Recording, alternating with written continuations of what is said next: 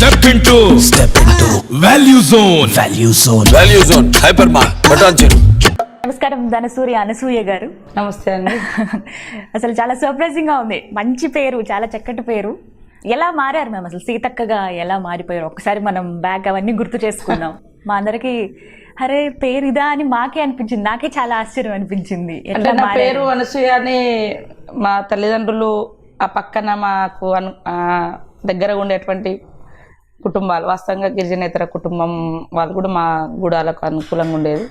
వారు సూచన మేరకు పెట్టారు. కానీ నాకు సమ్మక్క పేరు వచ్చేటట్టుగా మా అమ్మ ఎందుకు పెట్టలేదని బాధపడేదాన్ని. ఎందుకంటే మా అమ్మ పేరు సమ్మక్క, మా నాన్న పేరు సామయ్య, మా అన్న పేరు సాంబయ్య, అందరి అట్లా వచ్చింది. నా ఒక్కదాన్ని అనసూయ అని. కానీ విప్లవోద్యమంలోకి వెళ్ళిన తర్వాత నా పేరు సీతక్కగా మారింది. ఎలా ఎలా వెళ్ళాలనిపించింది మ్యామ్? పరిస్థితులు ఏంటి అప్పుడు? మీకు ఏంటి వ్యతిరేకంగా అనిపించాయి? అంటే వాస్తవానికి మనము 96 తర్వాత నుంచి, అంటే మా జనరేషను, నేను ఉద్యమంలోకి వెళ్ళింది 88 అట్లా. ఆ క్రమంలో మన గ్రామాలలో విప్లవోద్యమం లేని, విప్లవ ప్రభావం లేనటువంటి ఊర్లు లేవు, గూడాలు లేవు, పల్లెలు లేవు. మొన్న తెలంగాణ ఉద్యమం కనుక ఎట్లయితే ఉవ్వెత్తున ఉందో, సరే ఇది ఓపెన్గా లీగల్గా వచ్చి ఉండొచ్చు, అది కూడా చాలా ఊర్లలో బాహాటంగానే గన్లు వేసుకొని తిరిగినటువంటి పరిస్థితి. జనాలని ప్రజా కోర్టులు పెట్టి దొరలను గడీల మీద ఉద్యమాలు చేసినటువంటి పరిస్థితి. మహిళలకు కర్రసాములు నేర్పించి పల్లెలలో మహిళల మీద జరుగుతున్నటువంటి అత్యాచారాలు, అణిచివేత, వివక్షతకు వ్యతిరేకంగా జరిగినటువంటి పోరాటాలు. ఈ క్రమంలో చదువుకుంటున్నటువంటి రోజులలో హాస్టల్లో ఉన్నటువంటి సమస్యలు, ఇవన్నింటి మీద అటు ప్రభావం చూపించడానికి ఒక మార్గం ఏర్పడింది. ఓకే, అంటే అవన్నీ మీకు వ్యతిరేకంగా ఏదో ఒకటి చెయ్యాలి, వీటిని ఆపాలంటే ఏదో ఒకటి చేయాలనే ఆలోచన వచ్చింది. అంటే ఏ ఏజ్ మేడం? మీకు ఎంత వయసు ఉంటుంది అప్పుడు? మీరు అంటే నేను 9th క్లాస్ నుంచి ఉన్నాం. యాక్చువల్గా 96లో మా దగ్గర వరదలు వచ్చినప్పుడు ఎటు నాగరం ప్రాంతంలో, ఇప్పుడు నా కాన్స్టిట్యున్సీలోనే ఉంది. అక్కడ కూడా మా క్లాస్మేట్స్ తోటి, మా స్కూల్లో గర్ల్స్ తోటి అందరం కలిసి ములుగులో డబ్బాలు పట్టుకొని ఫండ్స్ కలెక్ట్ చేసినాం. నేను 8th క్లాస్లో ఉండే టీమ్ లీడర్గా, అంటే ఒక ఆదివాసీ మహిళగా, అమ్మాయిగా, ఎక్కడో గూడాల కడవులలో మా ఊళ్ళలో పరిమితమైనటువంటి వాళ్ళం. నాకు ఆ ఒక్క స్పేస్ దొరికింది. తర్వాత 10th క్లాస్లో టీచర్సే, అంటే పిల్లలే టీచర్స్ అయిన రోజు కూడా నేను మా స్కూల్లో హెచ్ఎంగా ఆ రోజు ఉండడం కూడా నాకు క్వాలిటీ ఉన్నది, కొంచెం లీడర్షిప్ క్వాలిటీస్ ఉన్నాయి అని అనిపించింది. తర్వాత మూమెంట్తో మా బంధుత్వము, మా బంధువులు అందులో ఉండడం, అట్లా కూడా రెగ్యులర్గా గ్రామాలకు దళాలు రావడం, హాలిడేస్లలో హాస్టల్ నుంచి. భయం అనిపించేది కదా వాళ్ళతో మాట్లాడాలన్నా, లేకపోతే వాళ్ళతో క్లోజ్గా మూవ్ అవ్వాలన్నా? అసలు అంత ఇబ్బంది ఏమి అనిపించేది కదా అప్పుడు. మూమెంట్ ప్రతి ఊర్లో ఓపెన్, అందరూ అన్నలు వచ్చి అక్కలు వచ్చి పాటలు పాడడము, మీటింగ్లు పెట్టడం, గ్యాదర్ చేసి. హాలిడేస్ వచ్చినాయి అంటే జనరల్గా వాళ్ళతో కలవడానికి అవకాశాలు ఉండేది. అట్లా ప్రభావితమైన ప్రతి ఊరు ఏదో ఒక రూపంలో ప్రతి ఊరు నుంచి ఉంటుంది, అట్లా ఉంటుంది. మనం చిన్నప్పటి నుంచి అగ్రెసివ్గా ఉండేవాళ్ళ? ఏదైనా వెంటనే నేర్చుకోవటం కావచ్చు, ఏదైనా నేర్చుకోవాలన్న ఉత్సాహం ఉండడం కావచ్చు, అలాగే ఉండేవాళ్ళ? అంటే హాస్టల్లో ఉన్నాం కాబట్టి కొన్ని ఆర్థిక కుటుంబ సమస్యలు అవన్నీ ఉన్నప్పటికీ కూడా నా వరకు నేను ఉన్న దాంట్లో బెటర్గా ఎదగాలి, బెటర్గా ఉండాలి అన్నటువంటి ఆలోచన, యాక్టివ్గా ఉండడం. మా హాస్టళ్ళలో అమ్మాయిల కోసము డోర్లు తీసుకొని దొంగలు వస్తే వాళ్ళను పట్టించడం కోసం అందరం తిరుగుబాటు చేయడం, హాస్టల్లో ఫుడ్ సరిగా లేకుంటే తిరుగుబాటు చేయడం, ఇవన్నీ పోలీస్ స్టేషన్ల వరకు అప్పుడే వెళ్ళడం, కంప్లైంట్ చేయడం, ఇవన్నీ కూడా అంతా ఒక టీం వర్క్ జరిగేది. అప్పటి నుంచి సరే ఉద్యమాల్లోకి వెళ్ళినా ఎప్పుడు కూడా భయపడలేదు. అక్కడ కూడా యాక్టివ్గా ఉన్నాం, లీడర్గా ఎదిగినాం, ఏరియా కమాండర్గా పనిచేసినాం.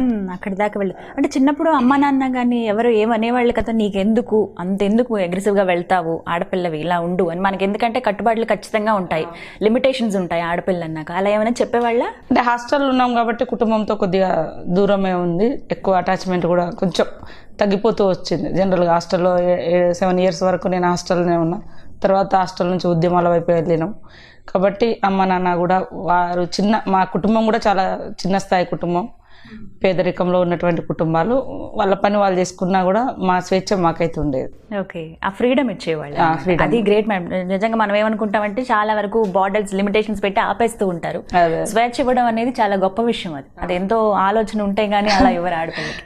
అండ్ ఇంకొక మాట మేము విన్నాం మ్యామ్, మీ మేనభావం మీద ఇష్టంతో మీరు అంటే అడవుల్లోకి వెళ్ళారా, లేకపోతే లేదు సమాజాన్ని నేను మార్చగలను అన్న ఆశతో వెళ్ళారా?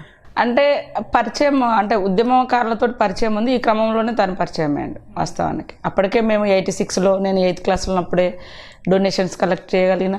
తర్వాత హాస్టల్లో జరిగినటువంటి ఈ అరాచకాలకు వ్యతిరేకంగా ఉద్యమాలు, అది ఒక ఇమిడలేని పరిస్థితి అయితే కనబడ్డది. నా మెంటాలిటీకి తగ్గట్టుగా నేను ఇప్పుడు అంటున్నటువంటి ఈ కుటుంబాలు లేదా బానిసత్వంలో అత్తమామలు చెప్పినట్టు వినాలి లేదా ఇది అది ఊహించుకుంటేనే కొంచెం ఇబ్బందికరమైన పరిస్థితి. స్వేచ్ఛగా ఉండాలి అని ఈ క్రమంలోనే ఉద్యమంలోకి వెళ్ళడం జరిగింది. తర్వాత మా మేనబావతోటి నాకు మ్యారేజ్ అయింది.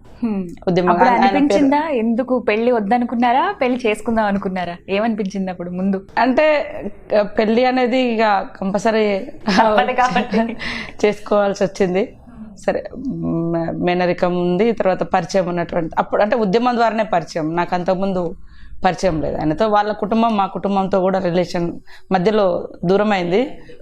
ఒకరు ఉన్నారు అక్కడ అనేది కూడా నాకు తెలియదు వాస్తవానికి. ఉద్యమం ద్వారానే వాళ్ళు పరిచయం. అప్పుడు ఏం మాట్లాడుకునేవాళ్ళు మేము ఏదైనా సందర్భంలో? అంటే డైరెక్ట్గా ఎప్పుడు మాట్లాడుకునే సందర్భం లేదు. ఎప్పుడు ఒకసారి కలవడం తప్ప, 2 సార్లు కలిసినాం తప్ప.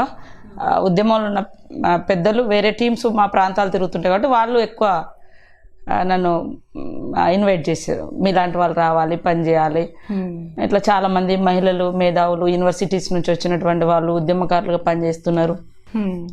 ఉదాహరణకు రంగవల్లి ఇక్కడ ఆ మధ్య కాలంలో ఎన్కౌంటర్లు చనిపోయింది. వాళ్ళ నాన్న బోధన ఎమ్మెల్యేగా కూడా పనిచేసిండు.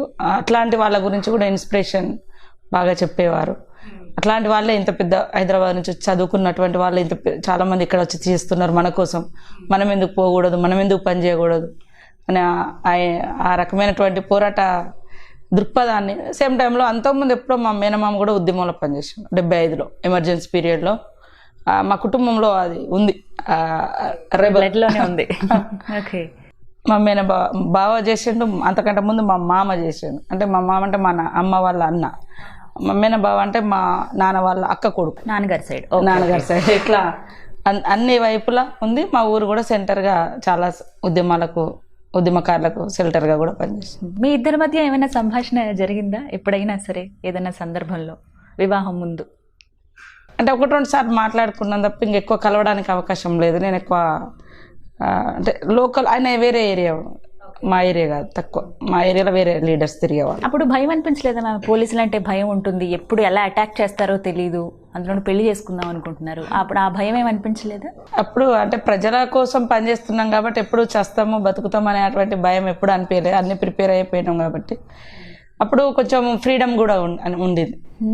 జనాలు తండోపతండాలుగా గ్రామాల దగ్గర నుంచి దళాల కాడికి రావడము, వాళ్ళ సమస్యలన్నీ కూడా ఇప్పుడు పోలీస్ స్టేషన్లు, ఇప్పుడు అధికార పార్టీ అని లేకుంటే పొలిటికల్ లీడర్లని. కానీ ఒకప్పుడు గ్రామాలలో ప్రజాక్షేత్రంలో ప్రజా కోర్టులు పెట్టి మిట్ట మధ్యాహ్నం ఊర్లలో శిక్షలు జరిగినాయి, గడీల మీద దాడులు జరిగినాయి. ఇవంతా కూడా ప్రజల యొక్క చైతన్యం, ప్రజల యొక్క అవసరం, ప్రజలకు తమ అనుభవించినటువంటి అణచివేతకు వ్యతిరేకంగా తిరుగుబాటు అంతా కూడా జరుగుతుంటే ఈవెన్ 5 కిలోమీటర్లో ఉన్న పోలీస్ స్టేషన్ కూడా ఎవడో ఇన్ఫర్మేషన్ ఇచ్చేటోళ్ళు కాదు.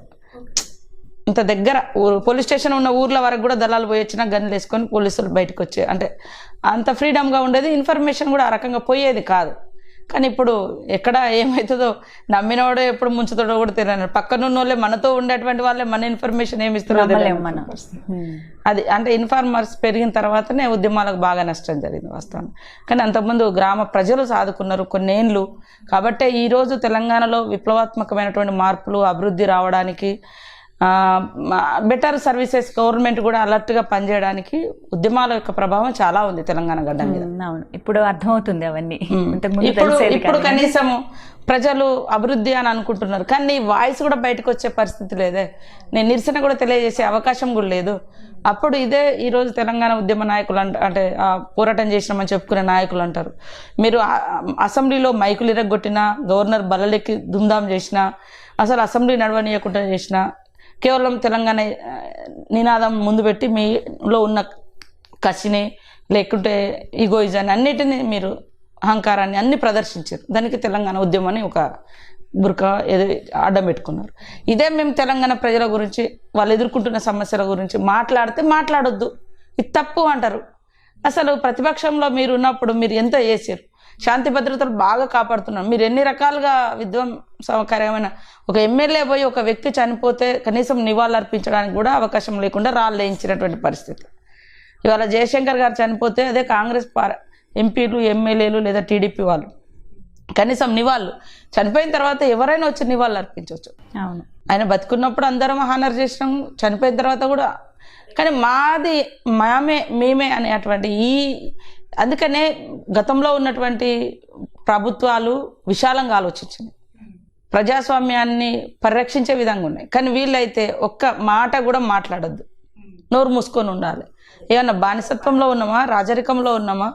మాట్లాడకుండా అది ప్రజాస్వామ్యం ఎట్లయితుంది? ప్రభుత్వం అన్నప్పుడు ప్రభుత్వం ఉండాలి, ప్రతిపక్షం ఉండాలి. లేదు వన్ సైడ్ ప్రభుత్వం ఉండాలన్నప్పుడు ప్రతిపక్షం ఉండొద్దు అన్నప్పుడు ప్రభుత్వం కూడా ఎందుకు? అధికారులకు పరిపాలన అప్పగిస్తే అయిపోతాయి కదా, వాళ్ళు నిర్వహిస్తారు కదా. ఇప్పుడు కలెక్టర్లకు ఊర్లలో చెప్పేసినాము, ఇక్కడ కూడా సిఎస్లు పిఎస్ ప్రిన్సిపల్ సెక్రటరీస్ గవర్నర్ ఉన్నారు, ఇంకా ముఖ్యమంత్రి ఎందుకు? కాబట్టి ప్రజాస్వామ్యం అంటేనే ప్రశ్నించే వాళ్ళు ఉండాలి, జవాబు చెప్పే వాళ్ళు ఉండాలి. సో అప్పుడున్న ఫ్రీడమ్ ఇప్పుడు లేదని అనుకోవాలి. ఎప్పుడైనా మ్యామ్ దళంలో ఉన్నప్పుడు, కమాండర్గా ఉన్నప్పుడు మీరు ఎన్కౌంటర్స్ ఏమైనా ఫేస్ చేశారా? లేకపోతే మీరు కూడా తిరిగి దాడి చేయటం కానీ పోలీసుల మీద ఇలాంటివి ఏమైనా జరిగాయా? చాలాసార్లు జరిగినాయి, తప్పించుకోగలిగినాం.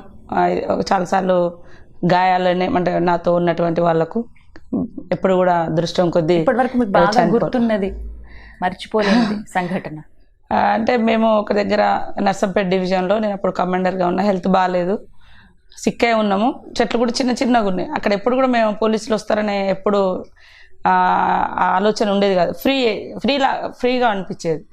కానీ ఏదో వాళ్ళు కూడా అనుకోకుండా వెతికి వెళ్ళిపోతుంటే మా మీదకి వచ్చి దాడి చేశారు. ఆ టైంలో ఒక ఇద్దరికి గాయాలైనాయి. ఆ రోజు మిట్ట మధ్యాహ్నం 12 అవుతుంది, నేను సిక్ అయి ఉన్నాము. అయినా కూడా ఎవరం చనిపోకుండా బతికినాం, చాలా గ్రేట్గా ఫీల్ అయినాం. తర్వాత నాకు కూడా సిక్ అయి ఉన్నాం కాబట్టి బాగా అరికాళ్ళకు పొక్కులు వచ్చినాయి, చెప్పులు వదిలేసి వెళ్ళిపోవాల్సి వచ్చింది. దాన్ని ఒక గంటలో నడిచేది ఈరోజు 3 గంటలకు 1 గంటకు అట్లా స్టార్ట్ చేస్తే తెల్లారి 12 గంటల దాకా ఆ ఊరు చేరుకోలేకపోయినాం. ఎందుకంటే కాళ్ళకు అసలు నడవడానికి లేదు. సరే ఏర్లకు ఇక్కడెక్కడ వచ్చినాయి కదా, పాదాలకే మొత్తం పొక్కులు ఇంత వచ్చేసినాయి, బాడీ మొత్తం వీక్ అయిపోయినాము. అట్లా కాసేపు ఒక 2-3 కిలోమీటర్లు ఎండలో వాళ్ళు పోలీసులు మా ఇంట పడుతుంటే నడుచుకుంటూ పరిగెడుతుంటే అట్లా పొక్కులు వచ్చింది. ఆ ఊరును దాటేసి తెల్లారి గుట్టెక్కి అటు కోనాపురం అని ఉంటుంది, కొత్తగూడెం మండలం, ఇప్పుడు నా నియోజకవర్గంలో ఉంది. ఆ ఏరియాకి నేను అప్పుడు కమాండర్. యాక్చువల్గా అసలు నీళ్లు లేవు, అసలు దారి ఎటుందో తెలియదు, కాళ్ళ నొప్పులు, గాయాలైన వాళ్ళు ఇద్దరు. వాళ్ళని తీసుకెళ్ళి హాస్పిటల్కి పంపాలి, డాక్టర్తో ట్రీట్మెంట్ ఇప్పించాలి. నేను నా కాళ్ళ ప్రాబ్లమ్స్ నుంచి సేఫ్ కావాలి. ఇదంతా కూడా ఒక భయంకరమైనటువంటి సంఘటన. ఎందుకంటే ఒక గంటలో మేము రోడ్డు ఎప్పుడైనా గుట్టెక్కి దిగుతాము, కానీ రాత్రి అంతా కూడా మాకు పట్టింది. అంటే ఇట్లా కాళ్ళు వేళ్ళ మీద, మునివేళ్ళ మీద నడవాల్సిన పరిస్థితి. ఆ మునివేళ్ళకు కూడా వస్తే మళ్ళీ వెనుక మడమ దగ్గర ఇట్లాంటి పరిస్థితి. అది చాలా భయంకరమైనటువంటి సంఘటన. చాలాసార్లు ప్రజల కోసం భూమి పోరాటాలు చేసినప్పుడు పోలీసులు రావడం, మేము ఎదురుగా ఉండడం, భూములకు దున్నిస్తూ ఉంటే భూస్వాములో గుండాలు అటాక్స్ అవ్వడము అట్లా. తర్వాత దారంట పోతుంటే మేమే పోలీసులు ఒక సందర్భంలో గూడూరు ఏరియాలో వాళ్ళు ఎవరో ఊరోళ్ళు అనుకొని ఈలలు వేసి పిలిచినాం, వాళ్ళ దగ్గర గన్నులు ఉన్నాయి. తర్వాత వాళ్ళు కాల్పులు చేస్తే మా వాళ్ళకి తగిలింది. ఆ రోజు కూడా అదే దారిలో రాత్రి ఫుల్ వర్షం పడుతుంది, అసలు తిరిగిన చోటనే తిరుగుతున్నాం, ఏం అర్థమవుతలేదు. అందరం చెల్లా చెదరైపోయినాం, దళ సభ్యులు అంతా. నాతో ఒక 2 ఉన్నారు, నా పక్కన ఉన్న ఆయనకు గాయమైంది, ఆయన తీసుకుపోయి హాస్పిటల్ పెట్టాలి. యాక్చువల్గా వాళ్ళు పోలీసులు అంతా తిరిగి వెళ్ళిపోతున్నారు. ఊరోళ్ళు ఏమో అనుకుని వాళ్ళు లుంగిలు చుట్టుకొని ఉన్నారు. ఆ గన్నులు కూడా గొడుగుల్లాగా అనిపిస్తున్నాయి దూరం నుంచి. మేమే ఎవరో ఊరోళ్ళు కావచ్చని ఈలలు వేసి పిలిచినాం, వాళ్ళు కాల్పులు చేయడం. అటు గూడూరు ప్రాంతంలో ఒక దిక్కు ఇది ఈ ఘటన. అంటే మనల్ని మనం ఎక్స్పోజ్ చేసుకున్నాం, సేమ్ టైంలో చాలా సఫర్ అయ్యాం. రాత్రంతా కూడా వర్షము, అసలు గమ్యం చేరుకోలేనటువంటి పరిస్థితి. ఇట్లాంటి తర్వాత పోడు భూముల సమస్యల మీద పోరాటం చేస్తూ ప్రజలతో మీటింగ్లు పెడుతుంటే అట్లా కూడా వచ్చి ఫారెస్ట్ పోలీసులు దాడులు చేయడం, ఇవి చాలా. ఇంకో కొన్ని సందర్భాల్లో అయితే అసలు ప్రజలు ఎన్ని రోజులున్నా అసలు ఇన్ఫర్మేషన్ బయటికి పోకుండా నెలలు కూడా కాపాడుకొని ఒక పండుగలాగా దళాలు వచ్చినాయి అంటే మంచి ఫుడ్ ఇచ్చి ఎడ్ల బండ్ల మీద భోజనాలు తీసుకొచ్చి గ్రామస్తులు మేము అందరం కలిసి భోజనాలు చేయడం, ఇవన్నీ కూడా ఉద్యమం నుంచి ఎప్పుడు బయటికి రావాలనే అటువంటి ఆలోచనను ఎప్పుడు తీసుకురాలేదు.